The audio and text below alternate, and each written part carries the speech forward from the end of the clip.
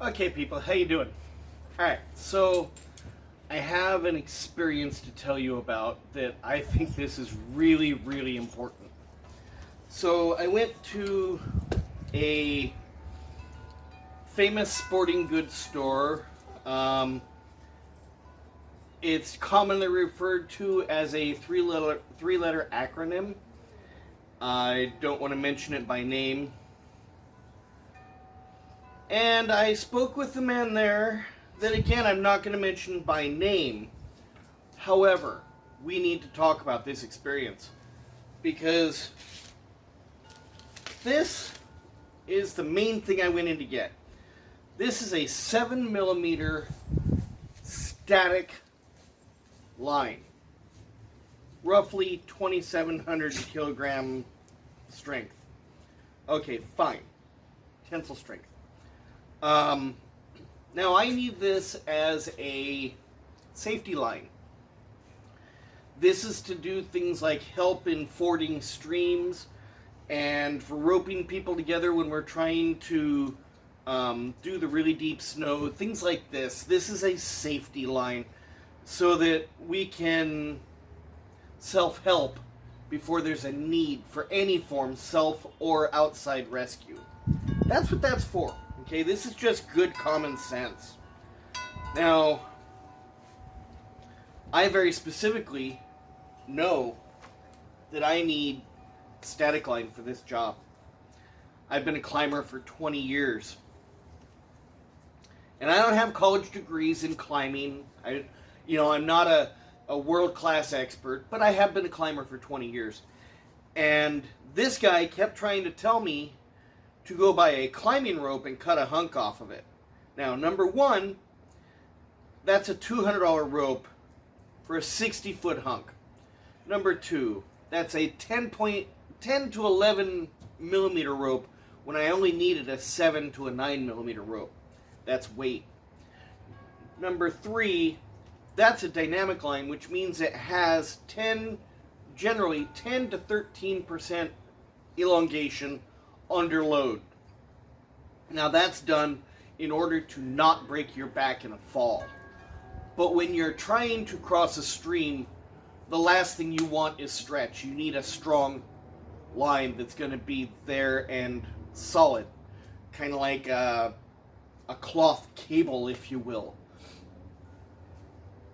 Now, this guy not only tells me that, oh no, a dynamic line would be fine, but he also goes further to tell me that a lot of those climbing ropes over there are static lines, and that it's fine to climb on a static line. And that he had just, that weekend before, been out to Mount Baldy and climbed the falls there using a static line. This is asinine. This is how you break your back. You fall on a static line, and there is absolutely no elongation, there is no stretch, there is a sudden stop, and that's your body breaking. This is a well-known thing amongst climbers. I don't have to be an expert to know this. Again, I have 20 years experience, but you do not have to be an expert to know you do not climb on a static line. A static line is for rappelling, or for dragging gear, or for anchors, but it is not for climbing. And this guy is claiming, oh no, it's absolutely fine. It's easy. There's all kinds of different climbing out there. And yes, okay, fine. If you were in a gym where everything is a perfect environment, you may be able to safely do this. I'm still not going to advocate it. But you may be able to do this. But for somebody to advocate it in a store while representing himself as an expert, he doesn't know my level of experience. He doesn't know what I do or don't know. I could be a first-time climber, saw it on TV, and decided I'm going to go and do this. It is absolutely bad advice. Absolutely bad advice. It could be deadly. And, I just had to let this be known. I had to say something about it because again, it could be deadly. And this guy, they kept propping him up as the expert. He also tried to claim that a collapsible water bottle is lighter than a non-collapsible water bottle purely by the fact that it is collapsible. Completely separate properties. Collapsible does not mean lighter.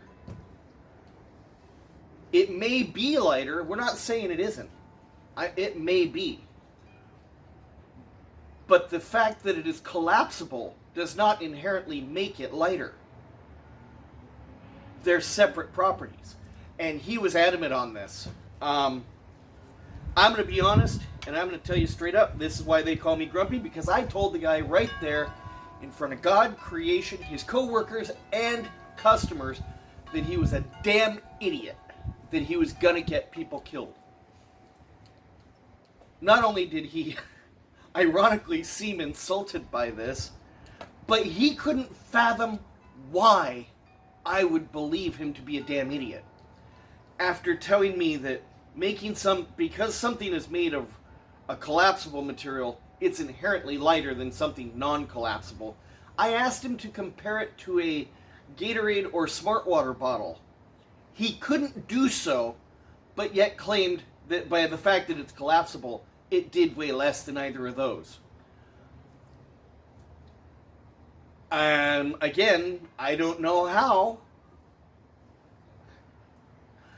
And again, this man claimed that it was perfectly fine to climb in a natural environment on a static line. So people, please, I don't care what store you go to, I don't care what subject it is, pay attention to what's being said, listen to yourself, listen to others, but don't take, just because somebody claimed they were an expert because they worked in a store, don't take it to mean that they absolutely are the end-all, beat-all expert, because that guy's giving advice that's going to get people killed. And I'm sorry, but I'm not going to be one of them because he's an idiot. While in the store, I actually had other customers looking at me going, he's going to get people killed. Yeah. Now, ironically, the younger guy who was unsure of himself, I also bought this. This is just a bag, but it is a metal-lined bag. Foil-lined. This is 100% DEET. 100% DEET eats a lot of cloths.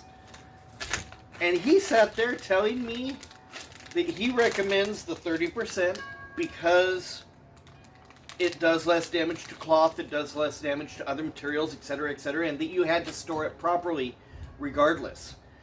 He was absolutely correct. Now, I've dealt with 100% DEET because of military bug juice, but he was absolutely correct. You have to treat this differently because it's 100%. And he was the young guy. He was the guy that was unsure of himself, but he gave solid advice.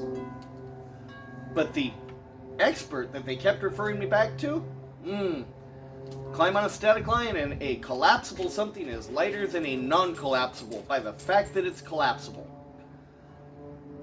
Pay attention to what they're saying.